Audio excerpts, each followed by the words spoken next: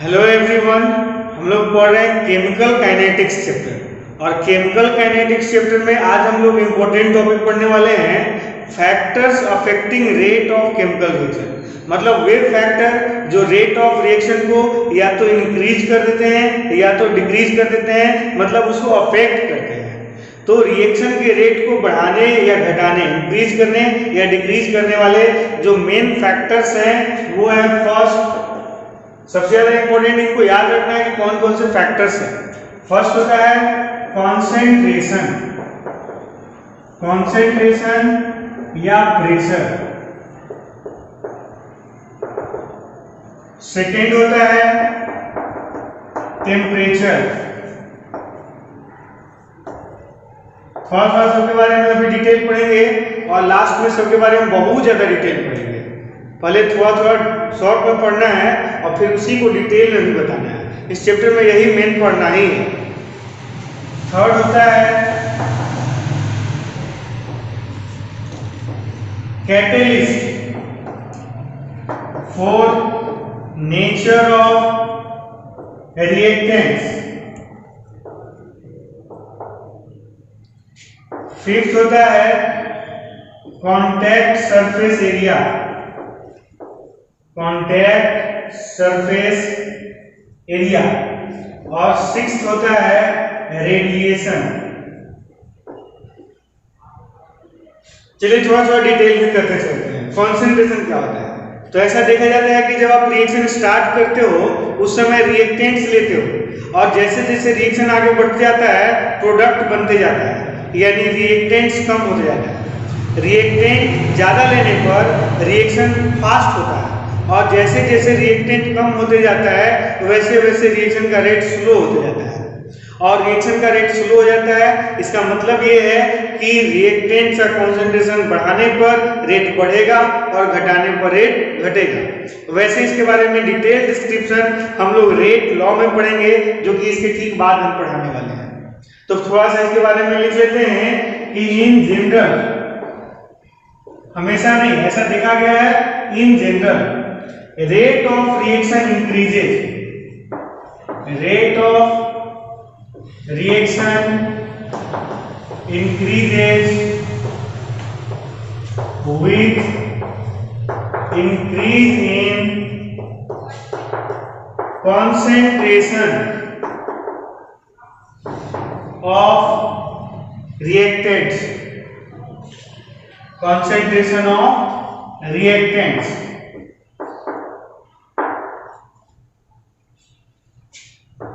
Rate of reaction remains fast, रहता है at start of the reaction।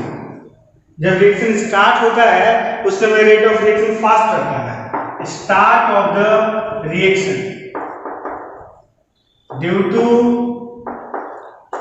More concentration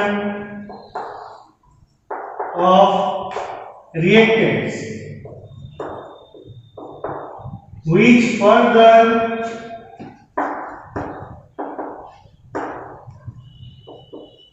decreases as the reaction proceeds। जैसे जैसे reaction आगे बढ़ता है वैसे वैसे रेट ऑफ रिएक्शन भी घटता है। यानी कहने का मतलब ये है कि rate of reaction, concentration rate of reactant ज्यादा होने पर ज्यादा होता है और कॉन्सेंट्रेशन ऑफ रिएक्टेंट कम होने पर कम होता है। इसके अलावा अगर ये गैसियस रिएक्शन है तो गैसियस रिएक्शन में हर जगह कॉन्सेंट्रेशन की जगह प्रेशर लिया जाता है। तो इन गैसियस रिएक्शन इसी में लिख रहे हैं। ये देखिए मेन पॉइंट हो गया 1 2 3 4 5 6। ये 6 पॉइंट पहले नोट कर लेंगे और फिर एक एक करके सबका डिटेल लिखेंगे। तो फर्स्ट का डिटेल लिख रहे हैं इन गैसियस रिएक्शन। पहले देखिए 6 पॉइंट लिखा हुआ है, 6 पॉइंट आप लिख लेंगे और उसके बाद देखिए फर्स्ट का डिटेल लिखेंगे। थोड़ा थ्योरेटिकल है इसलिए इस तरह से लिखना पड़ रहा है। in gaseous reactions pressure affect the rate of chemical reaction। ये हो गया सफिशिएंट फिलहाल के लिए, लेकिन ऐसे डिटेल इसके बारे में हम लोग बस जस्ट इसको कंप्लीट करते हैं 6 पॉइंट तक, फिर यही पढ़ना ही है चैप्टर। सेकेंड इसका होता है टेम्परेचर। तो कॉन्सेंट्रेशन को देख लिए, अब सेकेंड देखिएगा टेम्परेचर का क्या है। ये भी वही चीज है, in general rate of reaction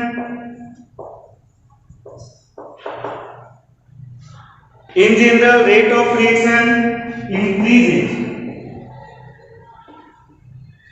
with increase in temperature। Temperature बढ़ाने पर रेट ऑफ रिएक्शन बढ़ जाता है। आप देखते होंगे कि अगर टेम्परेचर कम है, उस समय रिएक्शन स्लो हो रहा है, तो हम लोग क्या करते हैं, उसको हीट करते हैं। बहुत सारे रिएक्शन कराने के लिए रिएक्टेंट मिक्सचर को मिलाने के बाद उसको हीट करते हैं, और हीट कराने के साथ वो रिएक्शन होने लगता है। टेम्परेचर बढ़ाने के साथ उसमें रिएक्शन होने लगता है। तो ज्यादातर रिएक्शन में टेम्परेचर बढ़ाने पर रेट बढ़ जाता है। बट in some reactions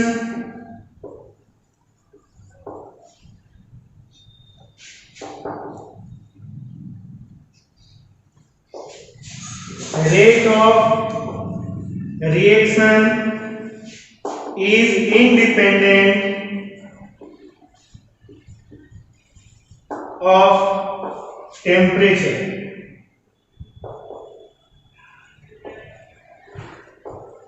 लेकिन बहुत सारे रिएक्शन में रेट ऑफ रिएक्शन को टेम्परेचर से कोई मतलब नहीं है। इसके बारे में भी डिटेल पढ़ेंगे हम लोग आर्हेनियस इक्वेशन में, जो कि इसके बाद पहले पढ़ेंगे। इन सब के पढ़ने के बाद हम लोग कॉन्सेंट्रेशन पढ़ेंगे। कॉन्सेंट्रेशन के बाद जब ये सारा कंप्लीट हो जाएगा, कम से कम 5-6 वीडियो चलेगा उसका, वो सारा कंप्लीट हो जाएगा, तो उसके बाद हम लोग पढ़ेंगे आर्हेनियस इक्वेशन। आर्हेनियस इक्वेशन में बताया जाएगा कि टेम्परेचर का मेन इफेक्ट क्या है। फिलहाल शॉर्ट में इतना लिखना सफिशिएंट है। तो 2 एक्सप्लेन कर दिए हैं, और ये 4 बच गया, जल्दी से इसको नोट कर लीजिए, उसके बाद ये चारों को भी एक्सप्लेन करेंगे।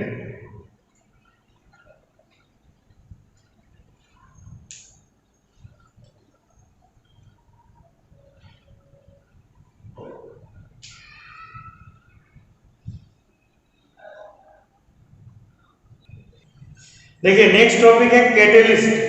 कैटेलिस्ट क्या होता है? कैटेलिस्ट का डिफिनेशन ही होता है कि substances which change the rate of chemical reaction।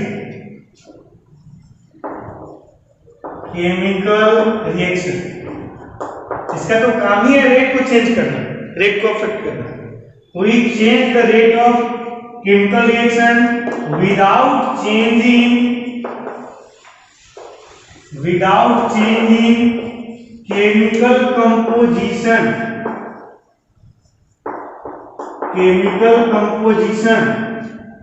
and amount of itself। अपने कंपोजिशन यानी फॉर्मूला में और अमाउंट में कोई चेंज नहीं होने देते हैं, बट रेट ऑफ रिएक्शन को चेंज कर देते हैं, अफेक्ट कर देते हैं। Are called catalyst.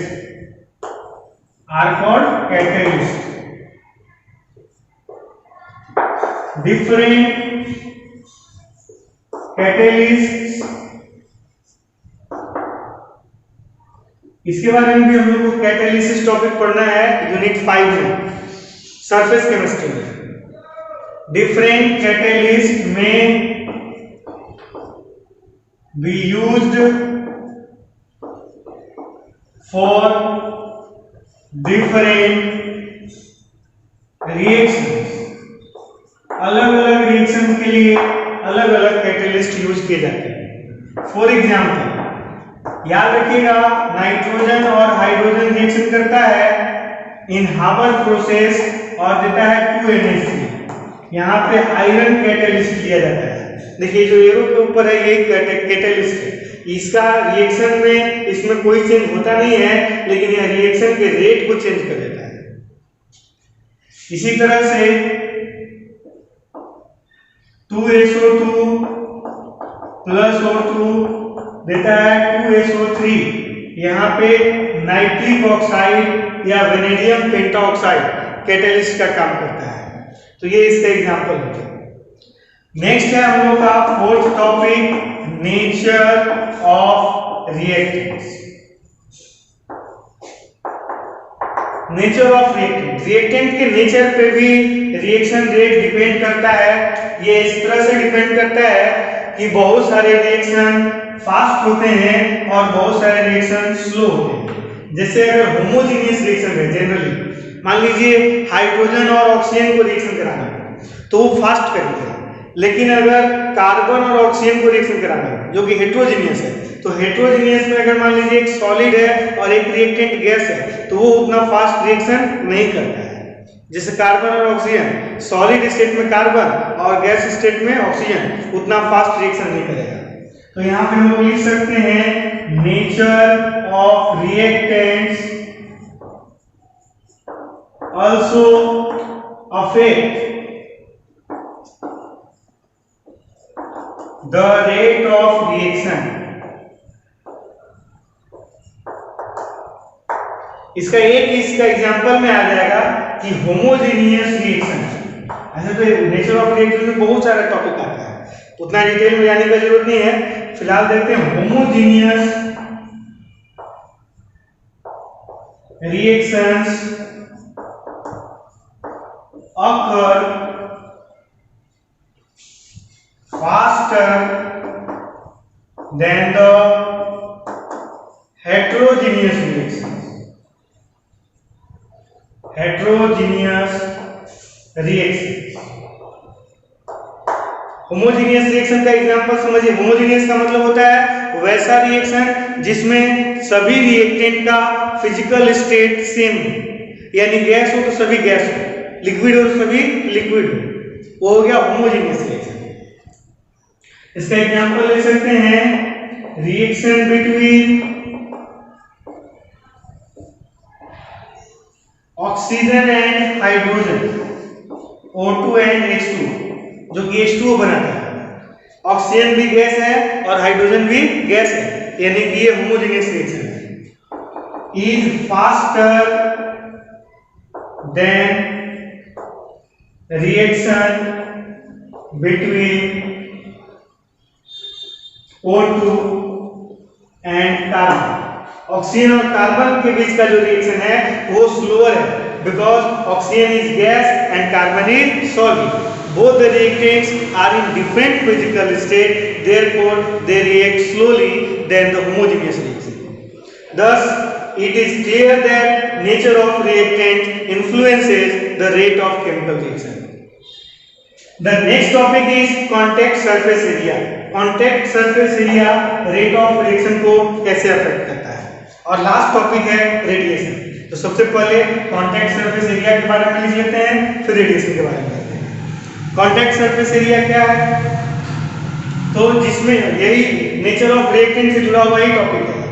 अगर हाइड्रोजन और ऑक्सीजन को रिएक्शन करा रहे हैं तो दोनों गैसियस स्टेट में होने की वजह से दोनों एक दूसरे से ज्यादा अच्छे तरीके से कोलाइड करता है। जो कोलिजन होता है वो प्रॉपर ओरिएंटेशन में आसानी से हो पाता है। लेकिन इसमें जो है कार्बन और ऑक्सीजन के बीच में जब कोलिजन होता है तो कार्बन का कांटेक्ट सरफेस एरिया जो अंदर का पार्ट है वो ऑक्सीजन के कांटेक्ट में नहीं आ पाता है। सारे मॉलिक्यूल ऑक्सीजन के कार्बन के सारे मॉलिक्यूल से कोलाइड नहीं कर पाते हैं, तो कोलिजन कम होगा तो रिएक्शन का स्पीड भी कम होगा। तो आप देखते होंगे कि अगर कार्बन को फाइनली डिवाइडेड फॉर्म में लिया जाए, यानी तोड़ करके लिया जाए, तो ज्यादा स्पीड में रिएक्शन करेगा। रीजन ये है कि वहां पे कांटेक्ट सरफेस एरिया बढ़ जाता है। Contact surface area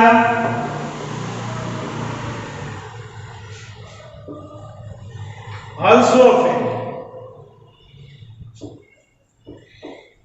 also affect the rate of chemical reaction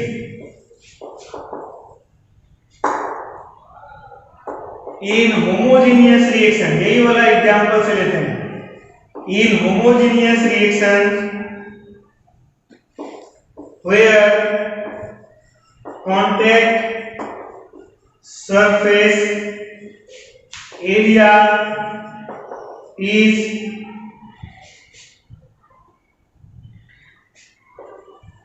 more than the heterogeneous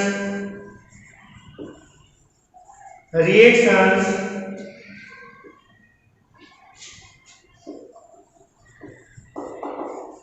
occur faster होता है, ज्यादा स्पीड में होता है. टू इंक्रीज, अब अगर इसका इंक्रीज करना हो हेटेरोजेनियस रिएक्शन का rate of reaction, to increase contact surface area, तो उसके लिए कांटेक्ट सरफेस एरिया इंक्रीज करना है. To increase contact surface area of heterogeneous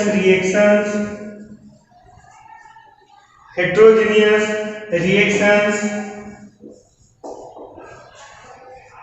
finally divided, या पाउडर लिख सकते हैं. फाइनली डिवाइडेड मतलब पाउडर, मतलब ब्रेक किया हुआ, पतला छोटा किया हुआ. Finally divided form of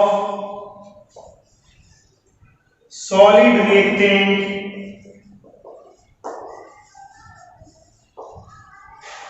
is used. इसको भी नोट कर लीजिए.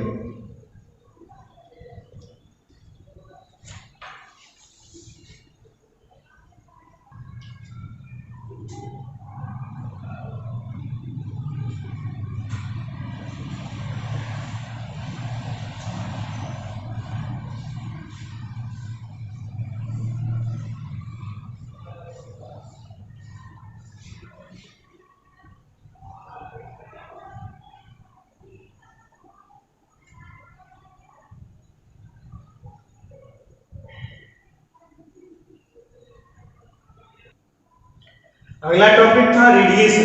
हम लोग पढ़ रहे हैं factors affecting rate of chemical reaction ना, जिसमें हम लोग 5 टॉपिक्स के बारे में एक्सप्लेन कर चुके हैं. अब लास्ट टॉपिक है radiation.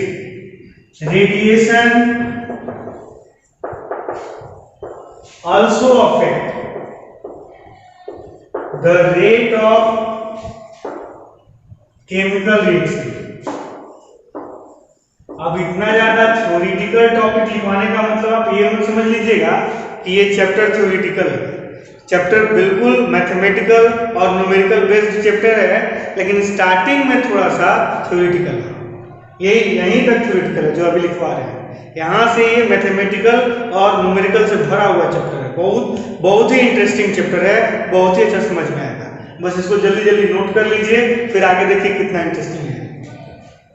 Radiation also affect the rate of chemical reaction. आप जानते होंगे फोटोसिंथेसिस जो होता है प्लांट्स जिससे अपना फूड बनाते हैं, तो फोटोसिंथेसिस में सनलाइट का प्रेजेंस होना जरूरी है.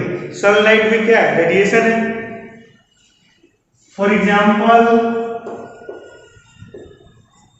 फोटोसिंथेसिस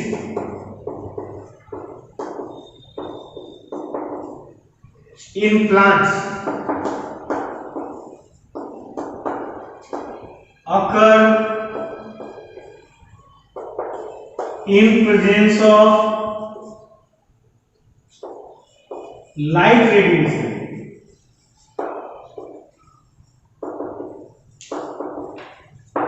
लाइट के प्रेजेंस में कौन कौन सा रिएक्शन होता है, इसको पढ़ने के लिए पूरा केमिस्ट्री है, फोटो केमिस्ट्री. इसके अलावा some radioactive reactions, जो रेडियोएक्टिव रिएक्शंस होते हैं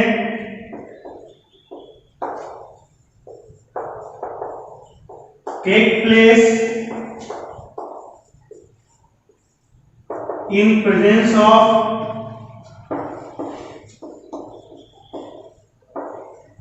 स्पेसिफिक, सबका अलग अलग होता है। स्पेसिफिक रेडियो एक्टिव रेडिएशन,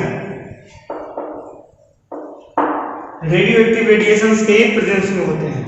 तो ये सारे हो गए factors affecting rate of chemical reaction, इनको नोट कर लीजिए। और फिर हम लोग अब पढ़ने वाले हैं इफेक्ट ऑफ कॉन्सेंट्रेशन। याद कीजिए स्टार्टिंग में ही बताए थे कि कॉन्सेंट्रेशन के ही बारे में पूरे चैप्टर में पढ़ना है। तो अब हम लोग पढ़ने वाले हैं effect of concentration detail.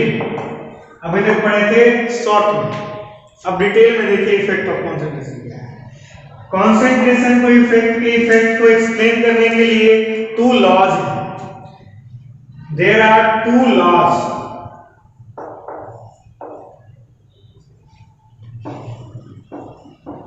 to explain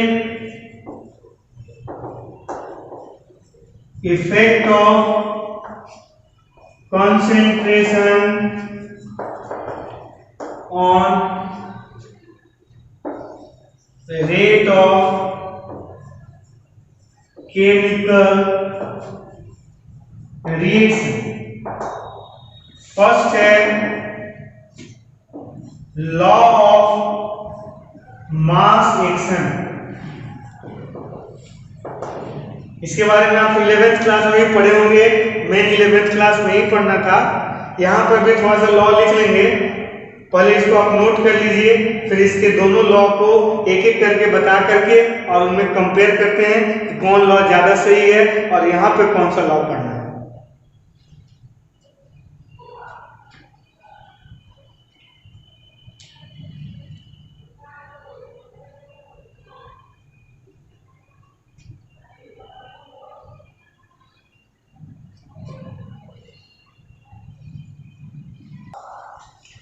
तो देखिए फर्स्ट है लॉ ऑफ मास एक्शन।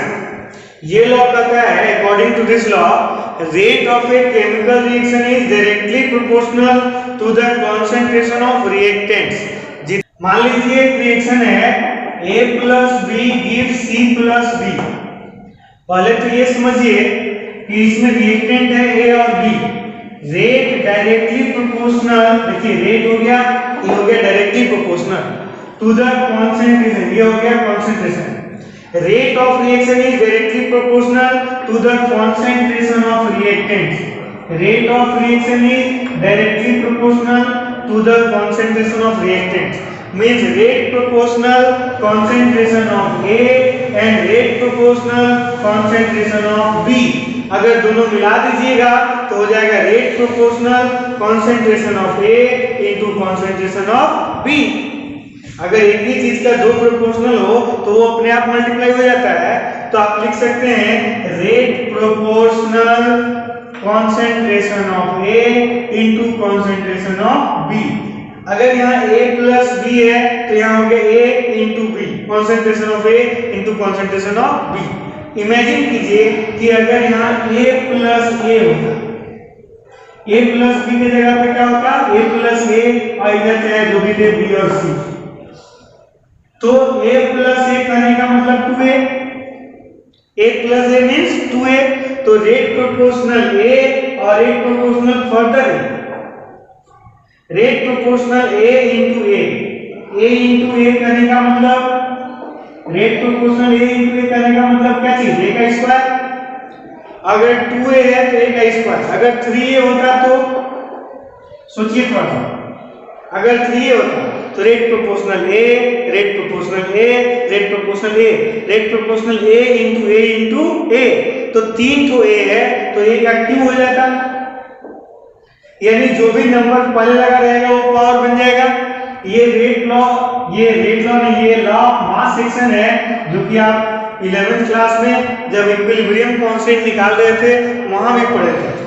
तो अगर मान लीजिए number of molecules, number of moles of A है स्मॉल, ये नंबर है, अगर ये स्मॉल है इसमें नंबर लगा है तो ये इसका पावर हो जाएगा। अभी आप समझे थे कि अगर 2 लगा है तो पावर 2 हो जाता है, 3 लगा रहता है तो पावर 3 हो जाता है। तो अगर A लगा है तो पावर A हो जाएगा, यदि यहाँ पे B लगा है तो इसका पावर B हो जाएगा। यहाँ प्रोडक्ट से कोई मतलब नहीं है। तो rate of reaction is directly proportional to the concentration of reactant, means rate proportional concentration of A to the power A and concentration of B to the power B। ये जो स्मॉल a b है ये number of mole है, number of coefficients है जो कि reactants के पहले लगे होते हैं। अगर मान लीजिए यहाँ 2 लगा है तो पावर 2, 3 लगा है तो पावर 3, नंबर जो लगा है वही पावर मिलेगा। ये है लॉ ऑफ मास एक्शन। लेकिन इस लॉ से ज्यादा हम लोग को मतलब नहीं है, हम लोग को मतलब है the rate law. Rate law होता है लेकिन इसमें द इससे लगा दें ताकि थोड़ा सा आपको समझ में आए कि इसका इंपॉर्टेंस है। The rate law, according to this law सारा कुछ यही लिखेंगे, देखिए उसमें according to this law rate of a chemical reaction, rate of a chemical reaction is directly proportional, directly proportional, देखिए एकदम सेम आ रहा है, डायरेक्टली प्रोपोर्शनल टू द, अब यहां से थोड़ा सा चाहिए, बस इतना ही चाहिए, देखिए effective concentration of reactants, effective concentration of reactants. ये छोटा सा वर्ड इसको कितना चेंज कर दिया आप इसे समझ लीजिए कि अगर इसमें ए लिए हैं तो पावर ए है, बी लिए हैं तो पावर बी है, मतलब जो लिए हैं उससे मतलब है, लेकिन इसको जो लिए हैं उससे कोई मतलब नहीं है। इसको प्रैक्टिकली डिटरमाइन किया जाता है। Rate law is always determined practically और इसका कोई मेथड नहीं है। अगर मान लीजिए एक रिएक्शन है A plus B B give C C plus B B, तो इसमें जो रेट लॉ इक्वेशन होता है, rate is directly proportional to the concentration of A to the power x, concentration of b to the power y।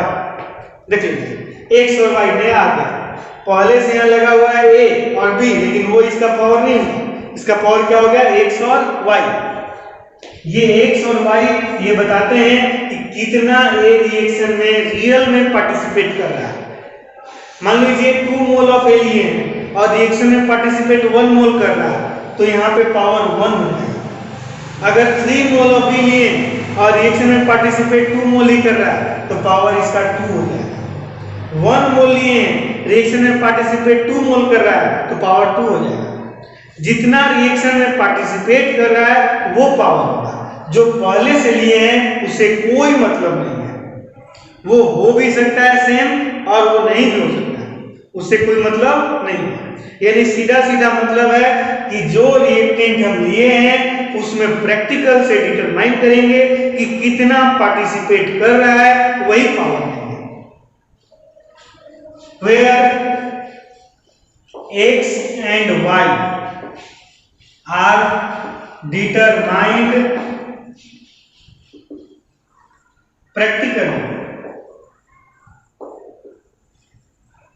Practically determine करते हैं। अब हम लोग लिख सकते हैं रेट इक्वल टू प्रोपोर्शनल को जब आप इक्वल नंबर रखते हैं तो कांस्टेंट आता है, तो कांस्टेंट यहाँ पे आ जाएगा k। Rate equal to k into concentration of a to the power x, concentration of b to the power y।